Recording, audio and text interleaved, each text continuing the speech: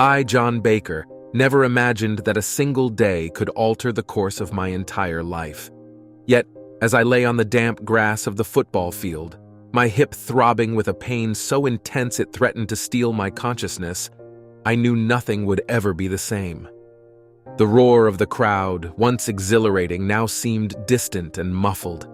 My teammates' faces, usually filled with camaraderie and determination, now showed only concern and fear.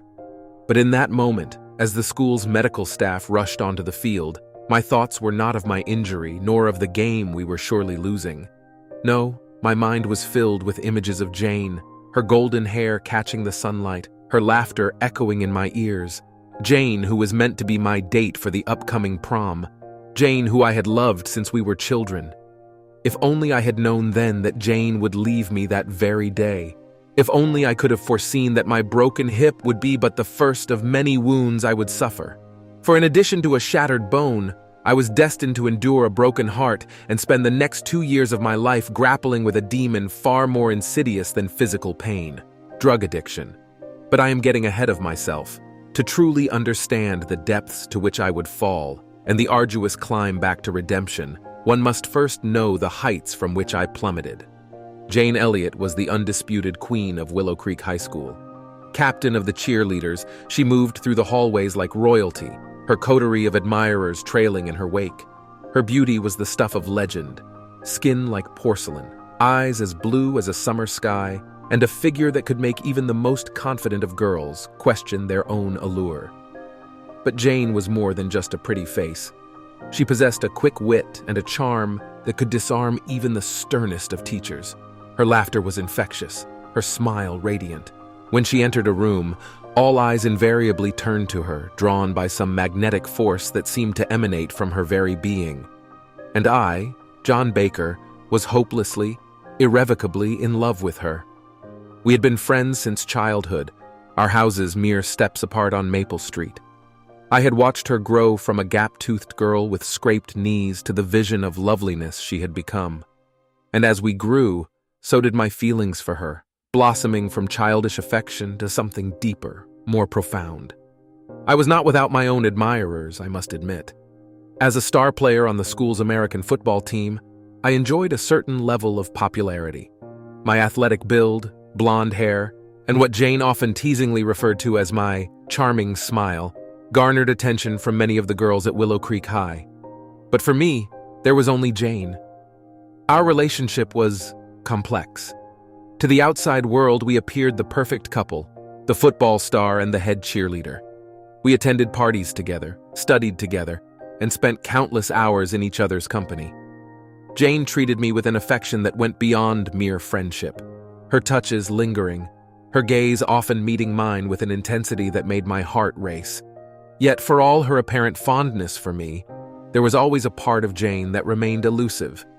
She reveled in the attention of others, basking in the admiration of her many suitors.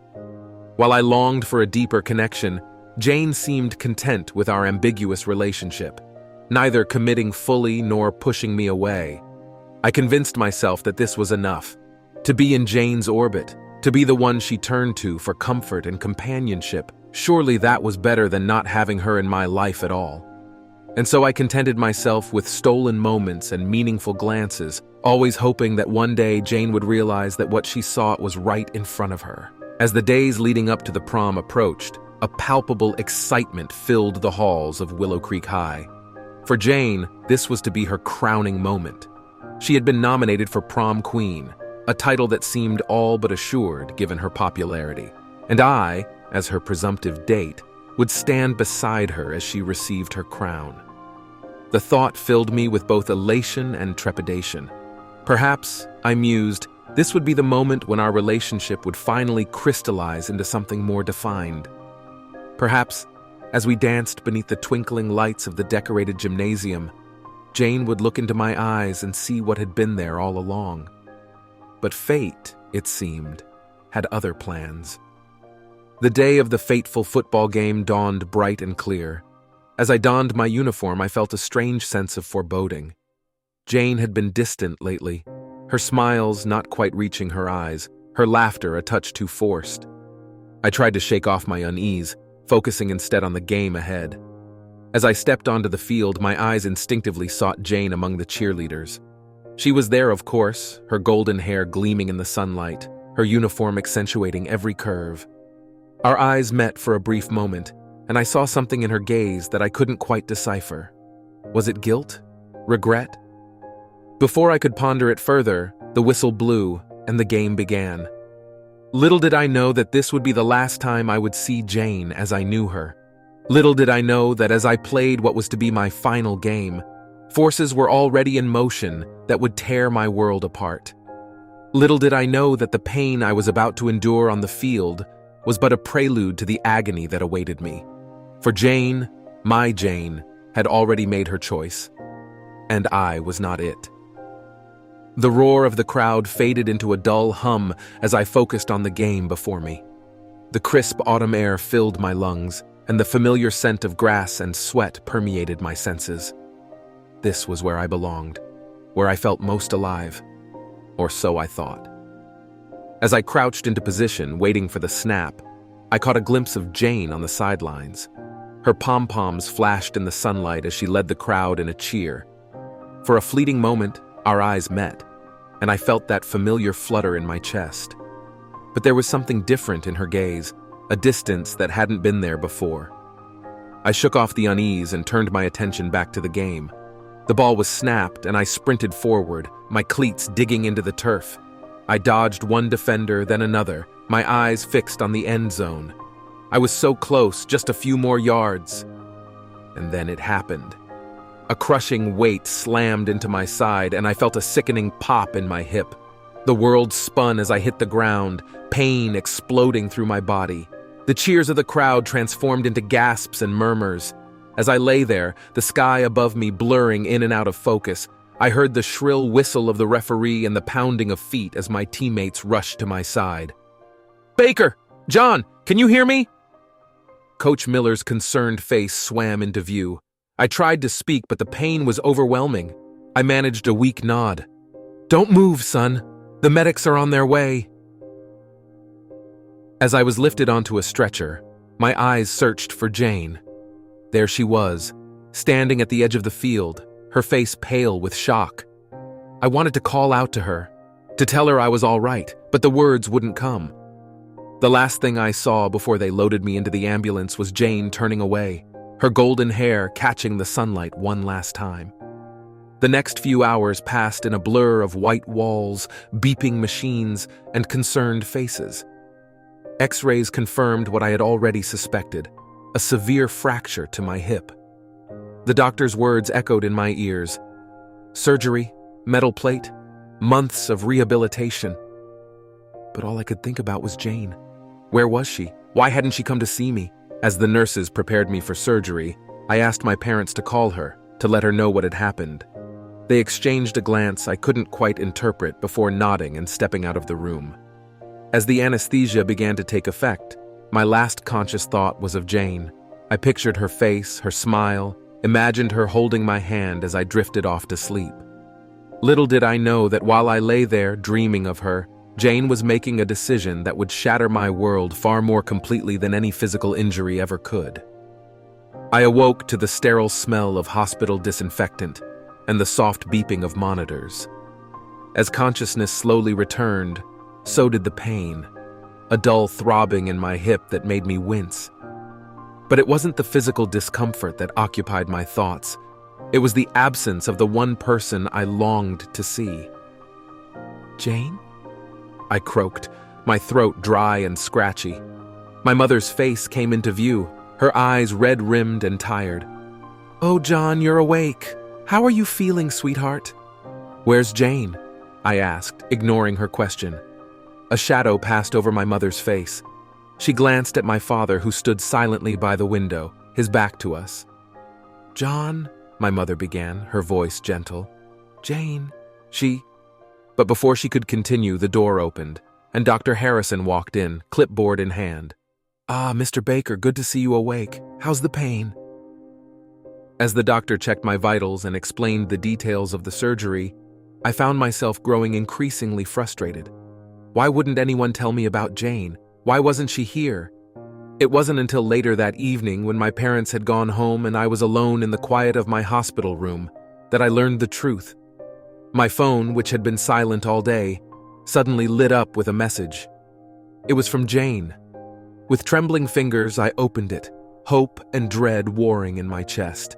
The words on the screen blurred as I read them, each one a knife to my heart. "John, I'm so sorry about your injury. I hope you're okay. But I think it's best if we don't see each other anymore. Chris has asked me to the prom and I've said yes. I never meant to hurt you. Please understand. Jane."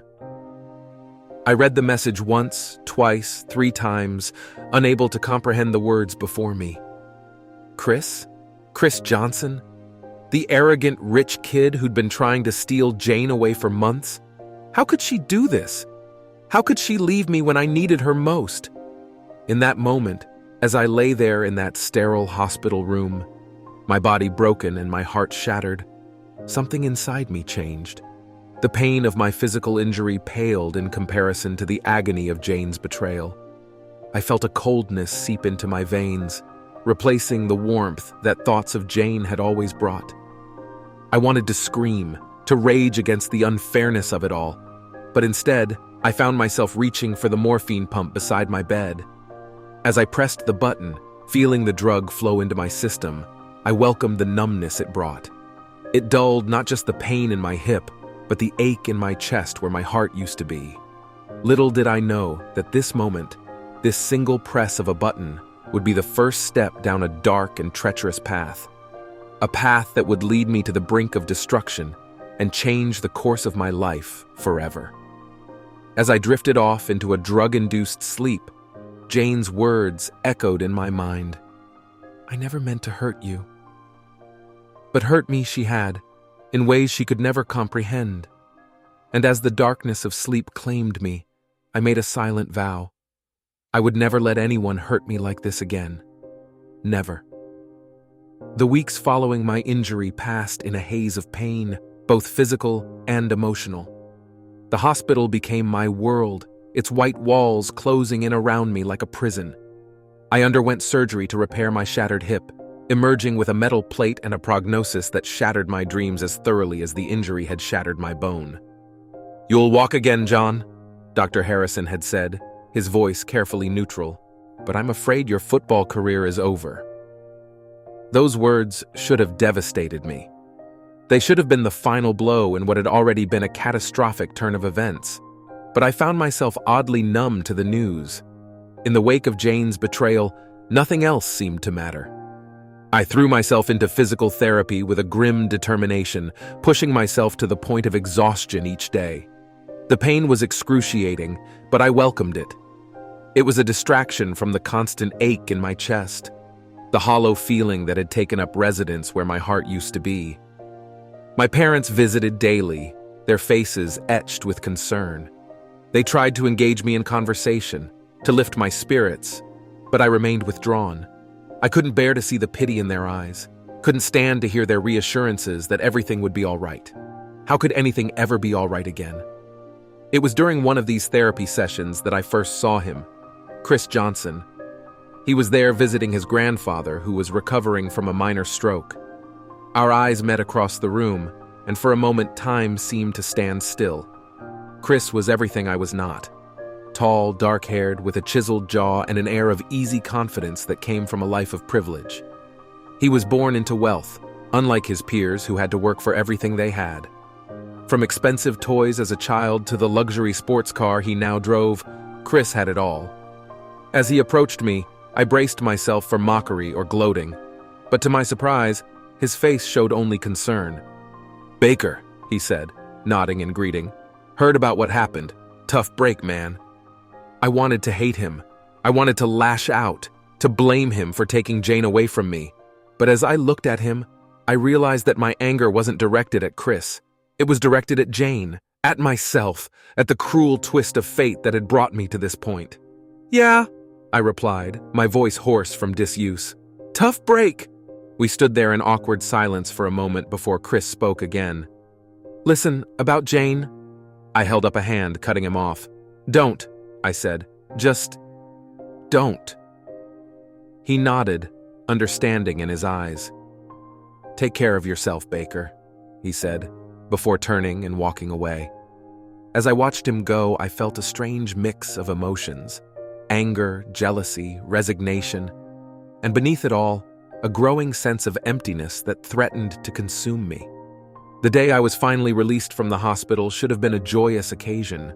Instead, it felt like I was being expelled from a sanctuary. The outside world, with its noise and chaos and painful reminders of what I had lost, seemed like a foreign and hostile place. My parents had transformed our living room into a makeshift bedroom for me, complete with a hospital bed and all the necessary medical equipment. As I settled in, I couldn't help but feel like an invalid, a burden on those around me.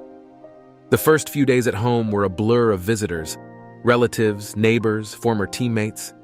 They came bearing casseroles and get-well cards, their faces a mix of sympathy and awkward concern.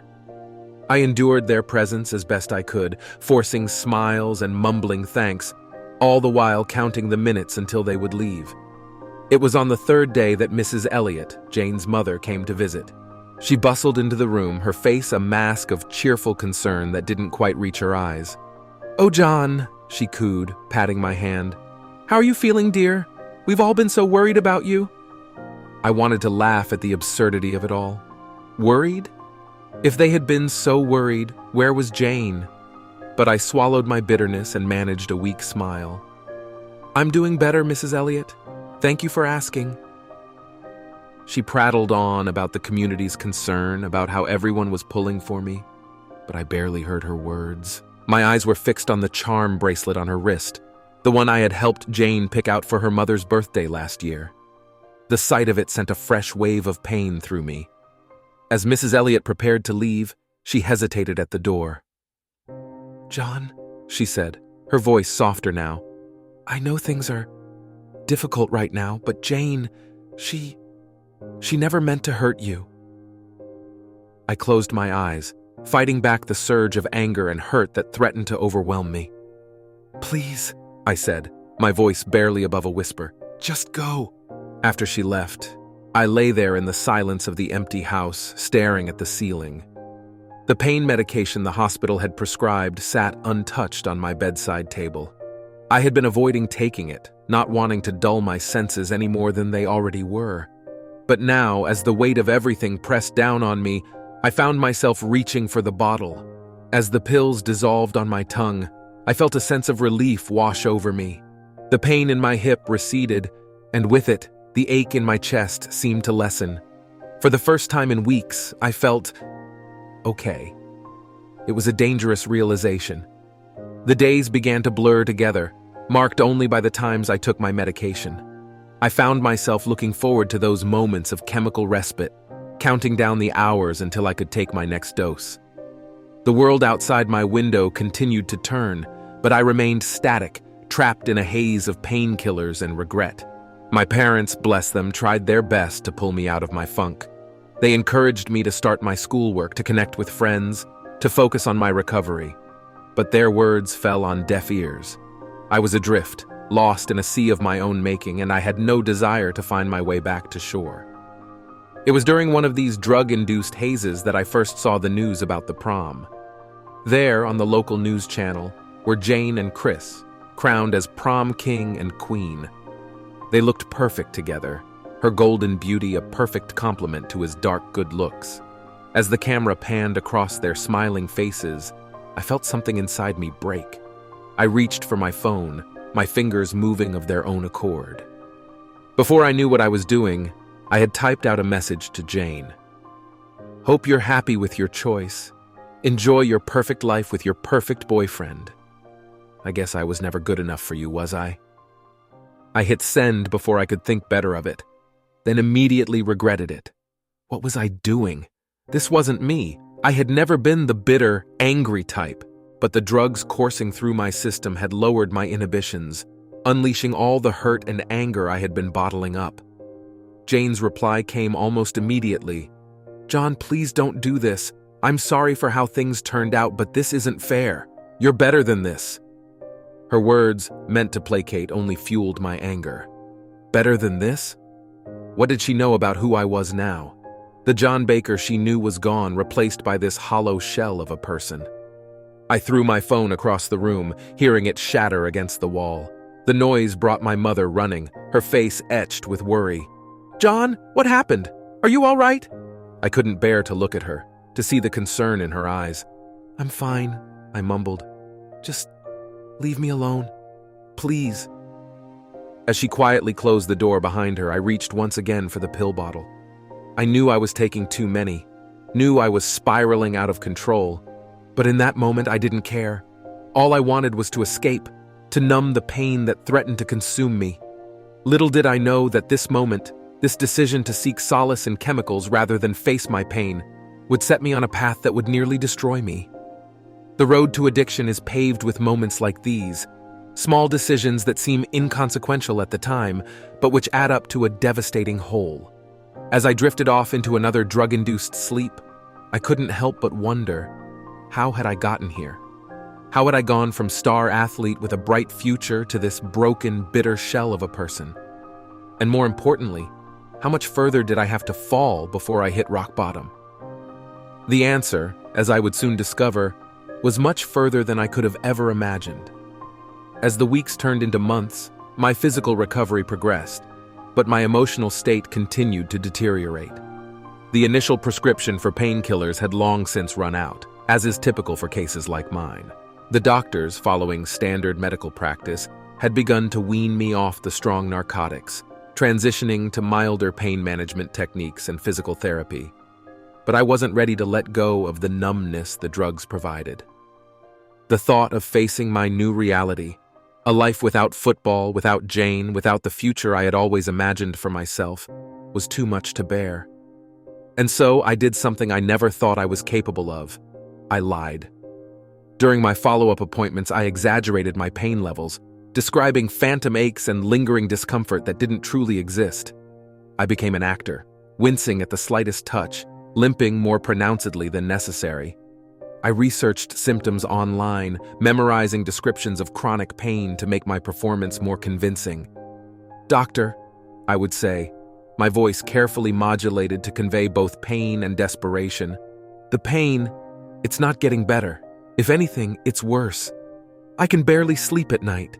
Please, isn't there anything stronger you can prescribe?"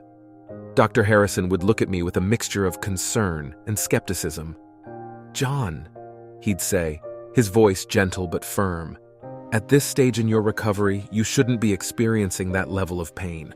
Are you sure it's not anxiety or depression manifesting as physical discomfort?" I would shake my head vehemently, insisting that the pain was real, that I needed the medication to function. And more often than not, worn down by my persistence, and perhaps swayed by my former status as a star athlete, the doctor would relent, prescribing a limited supply of painkillers with strict instructions for use. Little did Dr. Harrison know that those strict instructions meant nothing to me. As soon as I left his office, I would down twice the recommended dose, chasing that feeling of numbness that had become my only solace. It was during one of these doctor's visits that I ran into Jane for the first time since my injury. I was leaving the hospital, my newly acquired prescription clutched tightly in my hand, when I saw her walking towards the entrance. For a moment, our eyes met, and I saw a flicker of recognition, followed quickly by guilt, and something that looked suspiciously like pity. I wanted to turn away to pretend I hadn't seen her, but my body refused to cooperate. I stood there, rooted to the spot as she approached. "John," she said, her voice soft and hesitant. How are you?" I laughed, a harsh, bitter sound that seemed to surprise us both. "How am I? Well, let's see. I can't play football anymore. I'm in constant pain, and the girl I loved left me for another guy while I was in the hospital. But other than that, I'm just peachy. How are you, Jane?" She flinched at my words, her face paling. "I'm so sorry, John. I never meant for things to turn out this way. If there's anything I can do—" "You've done enough." I cut her off, my voice cold. "Just leave me alone, Jane. You're good at that, aren't you?" Without waiting for her response, I pushed past her and limped towards the parking lot, ignoring the tears I saw gathering in her eyes. As I climbed into my car, I dry swallowed 2 pills, desperate to numb the fresh wave of pain our encounter had unleashed. The confrontation with Jane marked a turning point in my descent into addiction. Where before I had at least tried to maintain some semblance of normalcy, now I abandoned all pretense. I withdrew from my friends, ignored my schoolwork, and spent my days in a drug-induced haze. My parents, bless them, tried their best to reach me. They arranged for me to see a therapist, but I refused to engage, sitting in stony silence during our sessions. They encouraged me to return to school, but I made excuses, claiming I wasn't ready, that the pain was still too much. In reality, I was too ashamed to face my peers. I couldn't bear the thought of their pity, of seeing the life I should have had playing out before my eyes. And so I retreated further into my self-imposed isolation, with only my pills for company. As my legal prescriptions became harder to obtain, I began to seek out alternative sources. It started innocently enough. A cousin of a friend who had some leftover pills from a wisdom tooth extraction, a neighbor recovering from surgery who was all too happy to offload their extra medication. But soon, these casual exchanges weren't enough to satisfy my growing need. I found myself venturing into parts of town I'd never dared visit before, making furtive exchanges in dimly lit alleys and behind run-down buildings. The John Baker who had once been the pride of Willow Creek High was now just another junkie, willing to do anything for his next fix. One particularly low moment stands out in my memory. I had run out of pills and money, and the withdrawal symptoms were setting in. Desperate, I broke into my parents' bedroom and ransacked it, searching for anything of value I could sell. As I was stuffing my mother's jewelry box into a backpack, my father walked in. The look on his face, a mixture of shock, disappointment, and heartbreak, haunts me to this day. "John," he said, his voice barely above a whisper, "what are you doing, son?" I couldn't answer him. Shame and self-loathing washed over me in waves, momentarily breaking through the fog of addiction. I dropped the jewelry box, gems scattering across the floor, and ran from the house. I spent that night on a park bench, shivering and sick, coming to terms with what I had become. In the harsh light of day, I made a decision. I would get clean. I would turn my life around. I would become the person my parents deserved, the person I used to be. But addiction is a powerful force, and good intentions are often no match for its iron grip. Despite my resolve, I found myself back at my dealer's door within days, the need for that chemical numbness overriding all else. It was around this time that I heard about Chris and Jane's breakup. The news spread through town like wildfire. The golden couple of Willow Creek High had called it quits. Rumors flew about the reasons. Chris had cheated, Jane was too high maintenance, their families didn't approve. But the truth, as I would later learn, was far simpler and far more painful. I was at a gas station trying to scrounge up enough change for a hit, when I overheard two girls gossiping by the soda machine. "Did you hear about Chris and Jane?" one said, her voice low and conspiratorial. "Apparently, Chris broke up with her because she couldn't stop talking about her ex." "No way!" her friend exclaimed. "You mean John Baker? The football player who got injured?" "Yeah, that's the one. Chris said he got tired of competing with a ghost. Can you believe it?" Their words hit me like a physical blow. Jane had been thinking about me, talking about me. For a brief, shining moment, I felt a flicker of hope. Maybe, just maybe, there was still a chance for us. But reality came crashing back all too quickly. What did it matter if Jane still thought about me? I was a shell of my former self, a drug addict with no future. Even if Jane wanted me back, I was in no state to be with her or anyone else. That night, in a haze of drugs and self-pity, I made perhaps the worst decision of my life. I decided to go see Jane, to confront her about what I had heard. In my drug-addled mind, it seemed like a perfectly reasonable idea. I showed up at her house well past midnight, stumbling and incoherent. When she opened the door, her eyes widened in shock and fear. "John, what are you doing here? Are you high?" I laughed, a bitter, broken sound. "High? Maybe. Does it matter? I heard about you and Chris. Couldn't stop talking about me, huh? Well, here I am, Jane. Take a good look. This is what your precious John Baker has become." She tried to calm me down, to get me to leave before her parents woke up. but I was beyond reason. I shouted and raved, alternating between declarations of love and bitter recriminations. It wasn't until I saw the tears streaming down her face that I realized the full extent of what I was doing. Shame washed over me, momentarily breaking through the drug-induced haze. Without another word, I turned and ran, leaving Jane standing in the doorway, her sobs echoing in the quiet night. The next morning, I woke up in a dingy motel room with no memory of how I'd gotten there. As the events of the previous night came flooding back, I was overcome with disgust and self-loathing. I had hit rock bottom and I knew it. It was in that grimy motel room, surrounded by the wreckage of my life, that I made a decision. I couldn't go on like this. Something had to change. I didn't know how, and I didn't know if I had the strength to do it, but I knew one thing for certain. If I didn't get help soon, my next dose might be my last. The aftermath of my late-night visit to Jane's house was swift and severe. The next morning, still groggy and nauseous from the previous night's excesses, I was awakened by a harsh pounding on the motel room door. Bleary-eyed and disoriented, I stumbled to answer it, only to find myself face to face with two stern-faced police officers. "John Baker?" one of them asked, though it was clear from his tone that he already knew the answer. I nodded, my throat too dry to form words. "We're going to need you to come with us, son," the other officer said, his voice a mixture of authority and what might have been pity.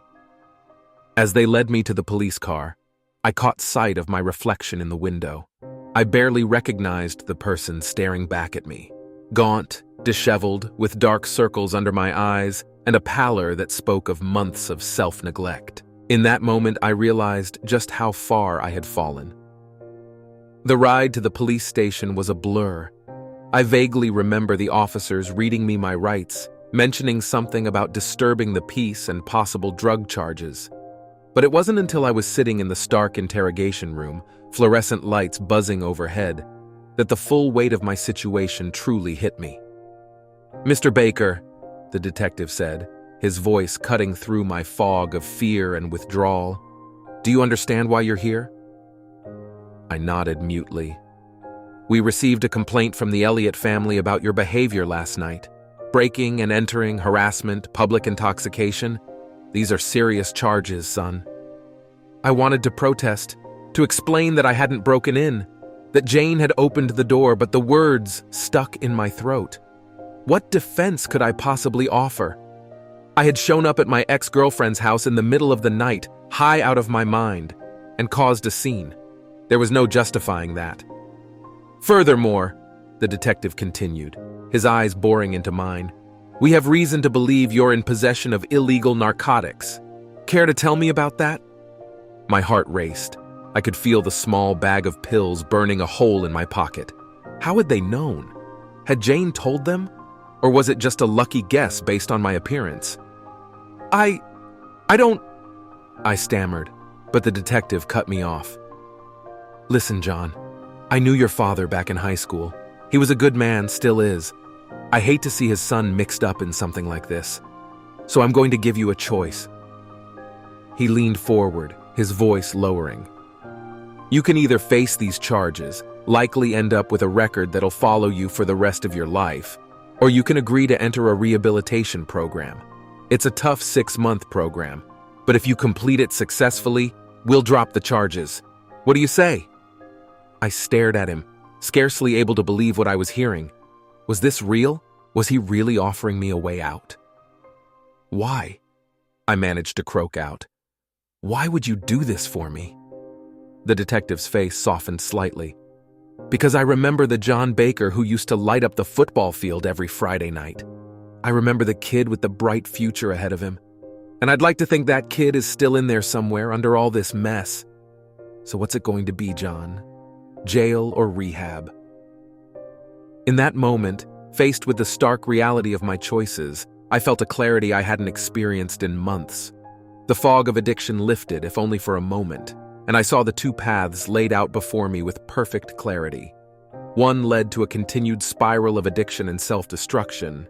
The other, well, I didn't know where it led, but it had to be better than where I was now. "Rehab," I whispered, my voice hoarse. I'll do the rehab." The detective nodded, a ghost of a smile crossing his face. "Good choice, son. Let's get you processed and on your way." The rehab facility was nothing like I had imagined. I had expected a sterile, hospital-like environment, but instead found myself in a place that felt more like a cross between a college dormitory and a summer camp.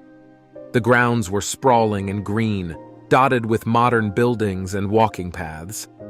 But make no mistake, despite its pleasant appearance, this was no vacation. From the moment I arrived, stripped of my personal belongings and issued a set of standard-issue clothes, I was thrust into a rigorous program of therapy, group sessions, and physical activities designed to heal both body and mind. The first few days were hell. As the drugs left my system, I experienced withdrawal symptoms that left me shaking, sweating, and violently ill. I cursed the day I had ever picked up that first pill, cursed Jane for leaving me, cursed the world for the hand I had been dealt. But through it all, the staff remained steadfast, offering support and encouragement even when I was at my worst. As the physical symptoms began to subside, the real work began. Individual therapy sessions forced me to confront the underlying issues that had led to my addiction. I talked about the injury that had derailed my life, about Jane's betrayal, about the pressure I had always felt to be perfect. For the first time, I allowed myself to truly feel the pain and anger I had been numbing for so long. Group sessions were equally challenging. Surrounded by others battling their own demons, I was forced to confront the impact my actions had had on those around me. I listened to stories of lives destroyed by addiction, of families torn apart, of dreams shattered. And slowly I began to realize that my story was not unique. We were all there for the same reason, to reclaim our lives from the grip of addiction. One day, about a month into my stay, I received an unexpected visitor. As I walked into the visiting area, my heart nearly stopped. There, sitting nervously on a plastic chair, was Jane. For a moment, we just stared at each other. She looked different, older somehow, with a sadness in her eyes that hadn't been there before. I felt a familiar pang in my chest, a mixture of love and pain that I thought I had left behind. "John," she said softly, I hope it's okay that I came. Your parents told me you were here." I nodded, not trusting myself to speak. "I wanted to apologize," she continued, her voice trembling slightly, "for everything, for leaving you when you needed me most, for not being there for you. I was young and scared and selfish, and I hurt you in ways I can never make up for." I listened in silence, emotions warring within me. Part of me wanted to lash out, to hurt her as she had hurt me.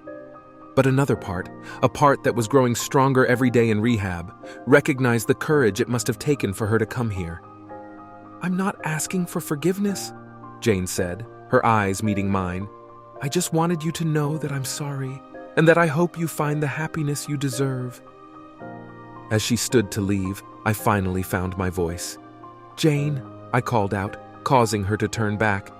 "Thank you for coming, and I'm sorry too, for that night at your house, for everything.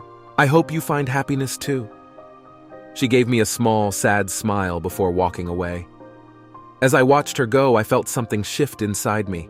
The anger and bitterness that had been my constant companions for so long began to loosen their hold. For the first time in months, I felt a glimmer of hope for the future. The remainder of my time in rehab passed in a blur of therapy sessions, group activities, and moments of intense self-reflection.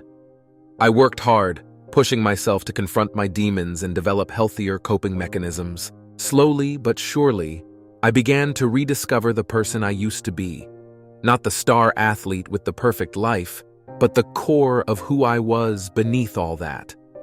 As my discharge date approached, I felt a mixture of excitement and trepidation. I was eager to return to the world, to put into practice all that I had learned. But I was also terrified of facing the temptations and challenges that awaited me outside the safe confines of the rehab facility. On my last day, my counselor, Dr. Patel, called me into her office for a final session. "John," she said, her kind eyes studying my face, "you've made remarkable progress during your time here, but I want you to understand that recovery is a lifelong journey. The real test begins when you walk out those doors." I nodded, understanding the weight of her words. "Remember," she continued, "addiction thrives in isolation. Stay connected to your support system, attend your meetings, and don't be afraid to ask for help when you need it. You're not alone in this fight." As I packed my meager belongings and prepared to leave, I took one last look around the room that had been my home for the past 6 months. I thought about all I had been through, all I had learned, and all that lay ahead. I was under no illusions. The road ahead would be tough, but for the first time in a long time, I felt ready to face it. Stepping out into the sunshine, I took a deep breath of fresh air. My parents were waiting for me, their faces a mixture of joy and apprehension. As I hugged them, feeling the warmth of their love and support, I made a silent vow to myself. I would make the most of this second chance. The transition back to normal life after rehab was far from smooth. Despite the tools and coping mechanisms I had learned, I found myself struggling with the everyday realities of life outside the structured environment of the rehabilitation center. The world had moved on during my absence, and I often felt like a stranger in my own life. My first week home was a whirlwind of awkward family dinners, tense silences, and well-meaning but suffocating concern from my parents. They had transformed my room, removing anything that could be remotely triggering and plastering the walls with inspirational quotes. Their efforts, while touching, only served to remind me of how far I had fallen and how much I had to rebuild. The true test came when I decided to return to school to complete my senior year. Walking through the halls of Willow Creek High, I felt the weight of 1,000 stares. Whispers followed me everywhere I went. "Isn't that John Baker, the football star who became a junkie?" The John Baker who had once strode these halls with confidence was gone, replaced by a shadow of his former self. It was during this difficult period of readjustment that I met Sarah. She was a new student, having transferred to Willow Creek High midway through the school year. With her dark hair, green eyes, and quiet demeanor, she was a stark contrast to Jane's golden beauty and vivacious personality. We first spoke in the school library, where I had taken to spending my lunch periods to avoid the stares and whispers of the cafeteria. She approached my table hesitantly, a textbook clutched to her chest. "Excuse me," she said softly. "Is this seat taken?" I looked up, surprised. Most people went out of their way to avoid sitting near me these days. "No," I replied, gesturing to the empty chair. "It's all yours."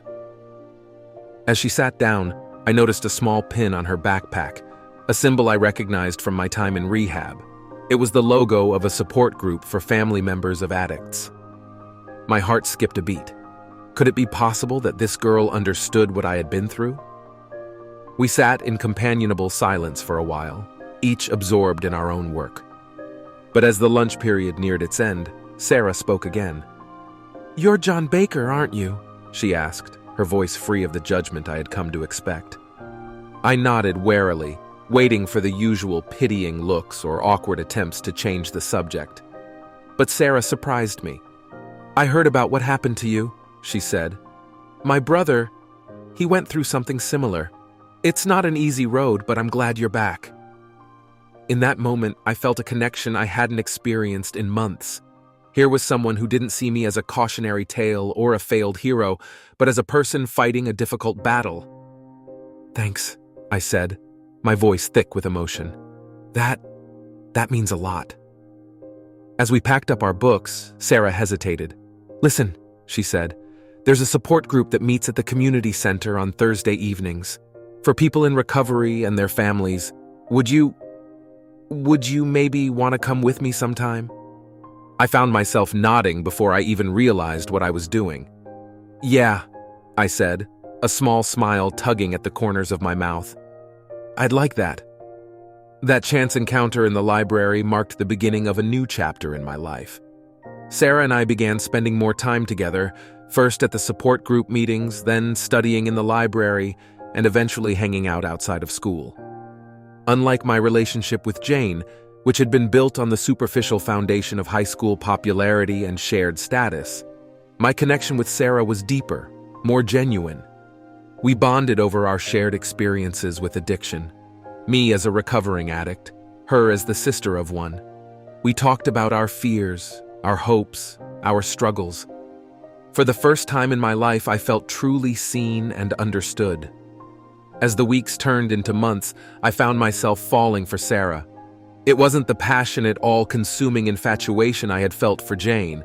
Instead, it was a quieter, steadier kind of love, one built on mutual respect, understanding, and shared experiences. But even as my personal life began to improve, I still struggled with the aftermath of my addiction. The temptation was always there, lurking in the background. There were days when the craving for that chemical numbness was almost overwhelming. On those days, I leaned heavily on the support system I had built: my family, my counselor, the support group, and Sarah. One particularly difficult day, about 6 months after leaving rehab, I found myself standing outside a convenience store, staring at the painkillers on display behind the counter. My hands were shaking, and I could feel sweat beading on my forehead. "Just one," a voice in my head whispered. "One won't hurt. You deserve it after everything you've been through." I don't know how long I stood there, frozen in indecision, but suddenly I felt a hand on my shoulder. I turned to see Sarah standing there, concern etched on her face. "John," she said softly, "let's go for a walk." As we strolled through the park, the craving slowly subsided. Sarah didn't push me to talk, didn't offer platitudes or judgments. She just walked beside me, a steady, comforting presence. Finally, I broke the silence. "I almost did it," I admitted, my voice barely above a whisper. "I was this close to throwing it all away." Sarah squeezed my hand. "But you didn't," she said firmly. "You're stronger than you give yourself credit for, John, and you're not alone in this fight." Her words, simple as they were, gave me strength. In that moment, I realized that recovery wasn't about never feeling tempted. It was about having the strength to resist that temptation and having people in your corner to support you when that strength faltered. As my senior year drew to a close, I faced a new challenge, figuring out what came next. My dreams of a football scholarship were long gone, but I found myself drawn to a new path. Inspired by the counselors and therapists who had helped me through my darkest times, I decided to pursue a degree in psychology, with the goal of becoming an addiction counselor myself. The day I received my acceptance letter to the state university was one of mixed emotions. I was proud of how far I had come, excited for the future that lay ahead. But I also couldn't help but think of the path I might have taken if things had been different. It was Sarah who helped me put things in perspective. "You can't change the past, John," she said, her green eyes serious. "But you can use your experiences to help others. That's a pretty amazing thing." And so, as I stood on the stage at graduation, accepting my diploma to the cheers of my family and friends, I felt a sense of peace I hadn't experienced in years. My journey was far from over. Recovery was a lifelong process, after all. But for the first time in a long time, I was looking forward to the future rather than dwelling on the past. As I stepped off the stage, my eyes scanned the crowd. There, in the back row, I saw a familiar face. Jane was there, her golden hair catching the sunlight just as it had all those years ago. Our eyes met for a moment, and she gave me a small, genuine smile. I nodded in return, feeling not the pain and bitterness of the past, but a sense of closure. Later that evening, as Sarah and I walked hand in hand under the stars, I found myself reflecting on the twists and turns my life had taken. The injury that had derailed my plans, the addiction that had nearly destroyed me, the long and difficult road to recovery, all of it had led me to this moment. "What are you thinking about?" Sarah asked, nudging me gently. I squeezed her hand, feeling a rush of gratitude for her presence in my life. "Just thinking about how sometimes the worst things in our lives lead us to the best things," I said.